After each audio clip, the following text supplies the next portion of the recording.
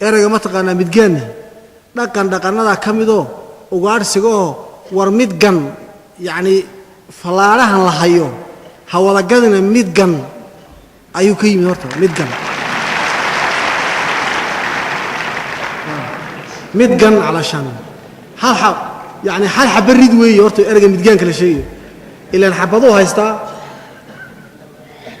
haysta xabadaas oo maxay waa falaadhidi wareero midgan oo ku dhufo ma taqaanaa bahasha weey midgan horta midgaan halkaas ka timid gawaayna waa bahasha lagu ritay oo waa magac dhaqaniin horta waa asaas weeyaan oo magacaas midgan bal dib raadiyo taariikhda xagee ka timid ma taqaanaa erayga midgaan xawgiin waa midgan weey xagaas kii tumaal xawgiin waa tun oo shaqayso oo maaldi inta tunto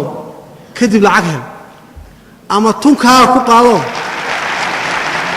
ama tunka inta ku qaado waxal weey saas ma taqaanaa kiin marka arrimaha noocaasa iyadana in laga wada hadlo waa muhiim oo dooda ma taqaanaa la galiyo laakiin oo la isweydiiyay taa marka waxay noqonaysaa in arinta shakhsi laga dhigo oo loo bedelin beelda iyo qabiil loo bedelin oo qofku hadduu xun yahay shakhsinimadiisa loo diiday wareebalow nin xun baa tahay isaga shakhsiga ku ekaato hadduu hanti haysto shaqaysto oo nin fiican yahay nin fiican ha noqdo